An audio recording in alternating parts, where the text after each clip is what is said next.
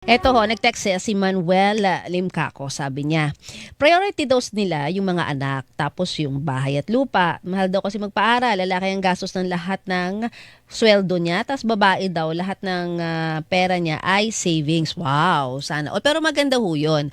Pero alam nyo, kahit minimum wage earner, sinasabi nga ni Prof. Vince, meron lang kayong ilalaan talaga para sa lahat. Gastusin, savings, para sa sarili nyo. Pero alamin nga natin, meron ba sa batas? Kasi marami yun, di ba? Nabanggit nga natin, nagiging sanhi ng hiwalayan pa at awayan ang pera. Ano nga ba obligasyon ni Mr. at ni Mrs. pagdating sa usaping pera para sa pamilya? Aba, nasa linya po natin ngayon si Attorney Rowie Daroy, UP Law Professor at syempre co-host po ng SOS, Serbisyo on the Spot, dito sa Super Radio DZBB. Attorney Rowie, good morning! Salamat po. Good morning.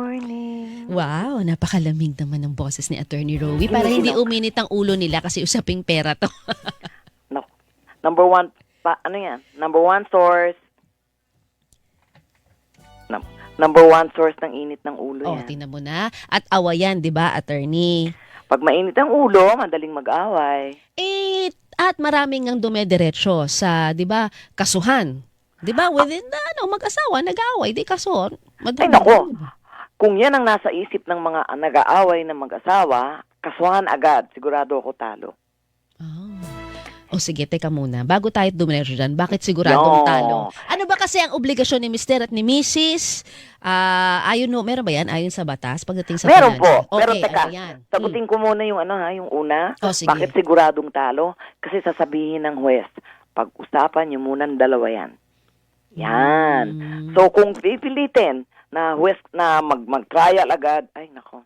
Mas Na magastos. naaabutin kayo. Tsaka, aabutin na kayo matagal, gastos din yun. De, sana inipon nyo na lang. Pinapag-awayan nyo na nga yung pera eh. Ayun. Tsaka baka hiwalayan na nga yung tinatawag na separation in fact. Eh di, wala tayong divorce dito sa Pilipinas. Wala pa. Okay, anong obligasyon? Okay. Ano ba ang obligasyon ng babae at lalaki? Naku, walang diferensya. Pero ganito Okay. Mag-imagine muna tayo kasi nasa radyo tayo. Mag-imagine tayo may basket. Okay. Okay? Yung basket na yon, doon pagkukunan ng pera para sa bahay, para sa renta, para sa kuryente, para sa pag-aaral. Saan manggagaling yung nandoon sa basket?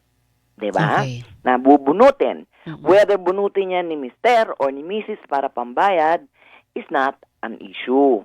Kasi wala naman gender issue dito. Alright? By the way, meron akong gusto ring i-emphasize. Meron tayong tinatawag na mag-asawa na hindi kasal. Okay. At meron tayong mag-asawa na kasal. Mm-mm. Okay? At pag sinabing kasal, alam nyo ba, napaka-importante, lagi kong binabanggit ito, kailan kinasal. Kasi yung 1988 is a very important date. Bakit? Okay. Kung before 1988, ang mga relasyon ng inyong property ay yung tinatawag na conjugal. Okay. Yan ang madalas kong marinig, di ba? Conjugal. Conjugal. Meaning, kayong mamaya. dalawa. Ay, hindi. Pareho din naman. Kasi after 1988, ang basket, ano yung perang nandoon, kung pangalan doon sa basket. Kanina, pangalan ng basket, conjugal. Oo. Ngayon, ang pangalan ng basket, community. Okay. Anong diferensya po? That's right. Okay. Conjugal Partnership of Gains. CPG. Pakinggan nyo. Of Gains. Okay. Anong sabihin nun Anong sa sabihin? Tagalog? Gains. Gains. Yung na English din naiisip ko. Ano ba yan? Ano ang gains? Nagbenta. Parang, yung nakuha, nadagdag, o na... Kunwari, binili ko ng piso, binenta ko ng 120. Yung kinita, yung kinita, nakuha. yan, gains. Ibig sabihin, yung nandoon sa gains na yon ay, yung sa basket na yon ay panggastos. Okay. Saan manggagaling yun? Siyempre sa mag-asawa. Okay. Ito ngayon ang susunod na tanong. Sinong asawa ang maglalagay sa basket? Kung parehong may trabaho yung mag-asawa, parehong may trabaho, siguro walang anak, equal. Okay. Alright? Ngayon, kung merong trabaho ang pareho at may anak, alright? Well, one, parehong pupunta sa pagkagastosan mo na yung bahay tsaka yung anak bago nila sabihin kung ano yung kanila. kung walang walang trabaho yung isa. Oo, isa lang ang may trabaho. O hindi ko sinasabing babae o lalaki. Oo. Kasi marami na ngayong sinasaludo Oo. ko mga house band. Yes, oo. Basta isa lang sa kanila ang may trabaho, isa wala. Paano po 'yun? Hindi kasi ang nangyari kasi, kaya ko lang nabanggit 'yon. Kasi ang nangyari ngayon, iniisip pa rin ng marami sa atin na may kinalaman kasi babae o lalaki. Wala nang ganun. Wala nang ganon. Wala nang ganon. Mm. Alright? At saka pag sinabing kasalan, ang ibig sabihin natin ng kasal, yung validly solemnized marriage, ibig sabihin, pasensya na po, hindi kasama yung mga mag-partner na same sex. Okay. At saka yung ayon sa Philippine law kasi. Yes, wala pa. Wala pa, oo. Kasi sa Philippine law, babae at lalaki Babae ang at lalaki. nakalagay. Oo. Correct.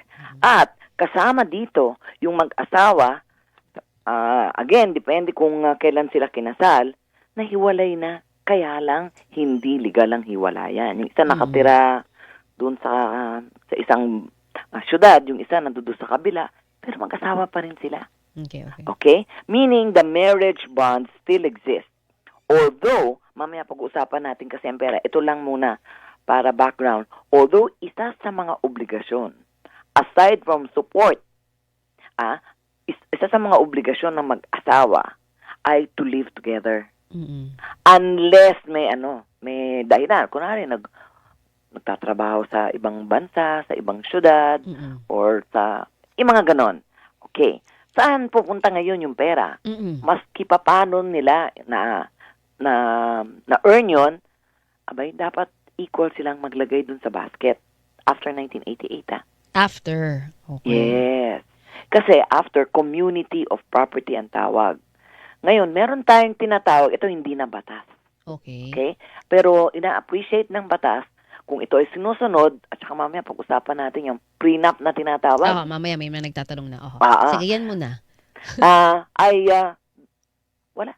Pwedeng informally, sige, lahat ng sweldo mo, pero it depends on their agreement. Kasi hindi naman lahat ay ginogovern ng batas. Binibigyan, ang tawag namin doon, autonomy. Binibigyan ng batas ng autonomy of decision yung mag-asawa. Yung mag-asawa. So whether, yun nga, nabanggit nyo, kung isa lang ang nagtatrabaho sa kanila, wala yung isa, hindi yun point, kung magkaroon ng pag-aaway in the future, hindi yun kumbaga pwedeng ibala dun sa isa na walang trabaho. Ibala, no? Oo, kasi minsan pag nag-away, ako nga buong nagtrabaho nagtaguyod ng pamilya, pagod na ako, wala ka namang ginawa. Di ba may mga ganun? Ang pakiramdam ko sa mga ganung klaseng awayan, where is love, di ba? Which is the foundation of a marriage. Ayun. Nawala na yung love. Kasi nga, puro pera na yung naisip dahil sa dami ng obligasyon. Pero wala hong, yun nga, sinabi nyo kasi may freedom may binibigay namang freedom sa mag-asawa kasi depende nga po sa setup nila. Tama po? That's right. Yan ang ilalaman ng tinatawag nating marriage settlement or commonly known as prenup. So, sa batasan tawag natin dyan, marriage settlement. Okay. At yun ay isang kontrata na inupuan ng mag-aasawa pa lang. Na paano ba ang relationship natin tungkol sa property? Ayun. Ano bang nilalaman ng prenup?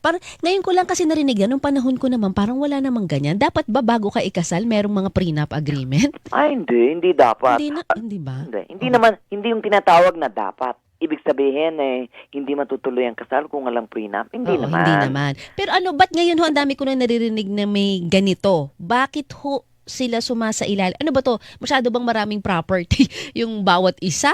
Kaya kailangan sumailalim sa prenuptial agreement bago magpakasal? Ano ho ba yung niyan? Effect? Ganyan. Okay. Isang dahilan lang yan. Nangyari, nung many years ago, nag-abogado ko sa prenup ng 2 anak ng mayayaman. Okay. Kasi inutos nung kanilang mga magulang. Yan, puntahan niyo si Attorney Roy. Pagawa kayo ng prenup. So, nandun sila sa harap ko. Alam mo, wala kaming ginawa. Pati ako nakisama sa kanila. Iyak lang ng iyak. Bakit? Okay, bakit? Kasi parang, bakit kailangan natin ng prenup? Pwede naman tayong magpakasal at talikuran natin lahat ng mga ari-arian ng ating magulang. May mga ganon. In other words, napaka-powerful ng love. Love. Oh, okay. So, pwedeng, so anong, Ayan din yung Love is Nag-ending. Blind, ah. oo nga eh, ang dami talaga kawing-kawing. So, pero anong nangyari nga doon? Pero Okay. So, Nilalaman. ano ang relationship kung may prenup? Ano relationship Yes. kung wala? Kung may prenup, yung relationship ng mag-asawa, eventually they got married, no? Then the prenup will be effective. Ang relationship nila tungkol sa property is kung ano nakalagay dun sa prenup. Okay? Okay. At saka, pwede rin ilagay sa prenup ang custody. Mas nakakaiyak. Pero mapag-uusapan na nila ang hiwalayan. Kung sakaling maghiwalay tayo dito, Ang pangit, di may ba? ganun na, negative na agad yung iniisip. O iba sinasabi practical lang, di ba? Ay, nako. Oh, sige. Napaka-romantic ng mga Pinoy. Oo. Teka, yung iba sinasabi, bakit ka papasok sa prenuptial agreement? Kasi ari-arian yan eh. Pwedeng, kung ano mang mangyari, hindi, yung itong lupa natin dito, o yung hacienda natin dito. Sabi nga, pangmayamang problema yan. Kung etong bahay na to, sa'yo to. Pero, etong lupa, nasal kayo, what is yours is mine. What is mine is yours. What is mine is ours. What is yours is mine. What is mine is mine. Is mine. Sabi nga nila, what is yours is ours, what is mine is ours. Dapat. Yeah. Diba? Yun. Nga. Parang nawawala yung konsepto na yun kapag may pinirmahan kang prenuptial agreement, diba? Oo nga, nawawala yung romance. Parang hindi tayo pinagkakatiwalaan ng mga magulang natin. Kaya ginawa nila, tinawagan nila ako ulit. Sabi nila, ma'am, pwede ba namin punitin to? Oh, yes. So, nawawala rin ang visa ng prenup. Kung gusto nila. Okay. Diba? O pwede nilang i-amend yun or pwedeng, nasa sayun, parang kontrata yan between you and me. Okay. Diba? Ayaw na natin. Pwede, basta nagkasundo kayo. Ito, pwede daw bang kasama sa prenup agreement, isusulat mo na, sinong magbabayad ng utility bills sa pagkain, sa pag-enroll, isasama mo na, pati yun, merong kasama. Ay, nako, sabi nga sino ba nagsabi? You can never tell. You can never tell talaga. Kaya nga dapat, yung tinatawag nating community, kaya napalitan, no, yung partnership, yung relationship ng mag-asawa tungkol sa property in 1988. Kasi, ano ba talaga ang kultura ng Pilipino? Diba? Ang laking kinalaman. At isang factor pa doon, may kulturang Pilipino ba? There are 7,100 islands. Kung ano ang kultura tungkol sa pera dito sa island nito, pwedeng tumalikod ka lang doon sa kabilang island, iba na. Iba na. Yes. So, meron tayong batas na tinatawag. At yung batas ay kumbaga napaka-general. Kung gusto ninyong palitan, hindi niyo papalitan yung batas. Yung relationship, pag sinabi sa batas, kayong dalawa 50-50 maglagay sa basket. Ayoko. Gusto ko 90 ako o gusto ko 90 siya. At okay naman sa dalawa. Okay lang. Ididemanda mo pa ba? Ayaw niya pumayag. Walang Tsaka wala sinasabi yung batas na dapat ang babae at lalaki may parehong financial obligation. Minsan nga, ang setup, isa lang ang nagtatrabaho eh. So, wala talaga. Pero ang nasa batas, alam ko, dapat di ba yung hindi nyo pinapabayaan ng inyong anak dahil kapag kagaya yung mga lansangan, yung mga batang hindi mo na alam kung nasan yung magulang, di ba pwede kang balikan ng batas doon? Hindi lang yun. Hindi balikan. Sila talaga ang will be held liable sa mga bata, okay? Ang dami kong, I think it was 2 weeks ago, naghihintay ako ng sasakyan ko dito sa isang lugar. Tapos ang dami-daming mga, ang tinatawag nila mga rugby boys and girls. Parang nasa pa yung mga magulang nitong mga to, hindi hinahanap ang mga anak nila. Yan. Eto, kinausap ko sila. Nagkwentuhan kami. Nagulat nga ibang tao. Sino itong babae? Ito nakikipagkwentuhan sa mga rugby boys. No? Boys and girls. Yung tatay, hindi nila alam kung nasaan. Okay? Yung nanay, nandoon naman daw sa bahay. Pero, siguro nasa labas dahil may ibang lalaki at nakikitira sa iba or namamasukan or naglalabada or yung mga ganon. In other words, nawala yung konsepto ng family because of our poverty din at because of our culture. Pangalawa, marami doon sa mga nakausap ko, no, hindi nila alam kung kasal yung mga magulang nila. Kasi most probably, sabi nga nung isa, dito sa ating programa, sabi ko, magpakasal na kayo. Dali-dali lang naman yan. Mm-mm. Ma, pinag-iipunan pa namin. Mm-mm. Ano yung pinag-iipunan ninyo? Hindi naman kailangan mag-party. Mm-mm. Kayong dalawa lang at saka may 3 witnesses, okay na. Kasal na yun. Kasal na yun. Mm-mm. That's right. Sabi nila, ba't pa kami kailangan magpakasal? Bakit kailangan naming ilagay sa batas ang Yeah, aming ginagawa? Tsaka ba't namin kailangan may pirmahan? Sa totoo lang, pag alam mong may pinirmahan ka, nagdadalawang isip ka. Pag may gusto kang gawin na hindi dapat. Mm-mm. Di ba? Naku, meron siyang katibayan na hindi ko Tsaka parang sign din yun. Mahal mo ba talaga ako? Kasi ibig sabihin, pag may pinirmahan ka, handa ka na sa akin na pangmatagal o forever. Pag wala kang pinirmahan, parang Walang forever. mas malaking posibilidad na walang forever. Yung iba ganun ang iniisip, diba? Pag walang pirmahan. Meron naman din nag-iisip na kung mahal mo ako, ba't kailangan tayo magpirmahan? Yan. Ayan. Kaya So, nga, it works ang hirap, either ways. Diba? Kaya usually, ang pumapalagit na doon sa dalawang, yung ikakasal, ay yung mga magulang. Mm-mm. Hindi naman nila pinapakasalan yung magulang. Mm-mm. Okay? Kasi meron tayong kung gustong tulungan ng mga magulang yung kanilang anak, why don't they marry, allow the marriage of their children? Kasi alam niyo ba, sa loob ng batas, pagkasal na, at gusto mong bigyan yung anak mo ng property na sa Papamanahan. pangalan lang niya, pwede. Hindi. Buhay pa. Iba yung okay. mana, no? So buhay Iba pa, yung- gusto mo lang siyang bigyan, pwedeng dun lang sa isa, hindi walang... Oo, kung kasal na. Kasi Oo. kung hindi pa kasal, kung anong property meron ng isa't isa, pupunta doon sa basket. Okay, oo. Ayun. Pero pag kasal na sila at gusto mong bigyan yung anak mo ng isang bahay at lupa na nasa pangalan niya, pwede. Hindi automatic kasama yung asawa doon. Hindi. Oh, Yun yung gusto kong okay. sabihin. Kaya allow your children to get married. Mm-mm. At doon din malalaman within the marriage, 'di ba, yung mga nagmamahalang kinasal Mm-mm. ay pag naramdaman na sa hindi nakasal kundi sakal Oo. at nararamdaman na nila na ay nako, itong dahil sa sakal, kailangan tanggalin na yung kamay around arm. Ibig sabihin hiwalayan na. Oo.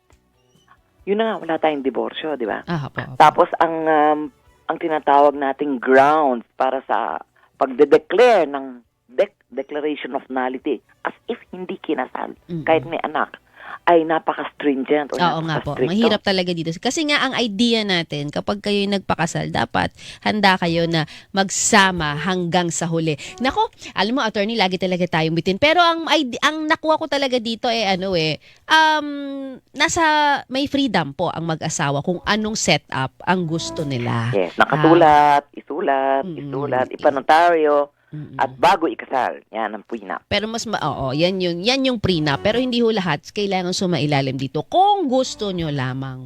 Yes. Yan. Isa pa, pag may prenup, pagkasal na kayo, gusto nyo ilagay sa folder at kalimutan, nasa sa inyo. Pwede rin yun. Yun. Attorney Rowie, thank you po sa uulitin ha. Ay, nako, sige pa, ulit. Yes. I love it. Of course. Advance Happy Valentine's Day. Ay, oo nga Happy pala. Hearts Day. Kaya ito usapan natin, 'di ba? Kailangan usapang puso at usapang pera. Parehong P. Pareho din naman 'yan kasi na parte ng buhay nating lahat. Actually, hindi magandang pag-usapan Pinag-uusapan natin Valentine's, hiwalayan agad. Hindi nga, ayaw nga natin. Para lang alam din nila yung kanilang mga obligasyon. 'Di ba, Yes. Attorney Rowie? Yes, Thank love you. each other. Ingat po. Happy Valentine's. Happy Valentine's. Attorney Rowie Daroy po, UP Law Professor at co-host ng SOS Servicio on the Spot.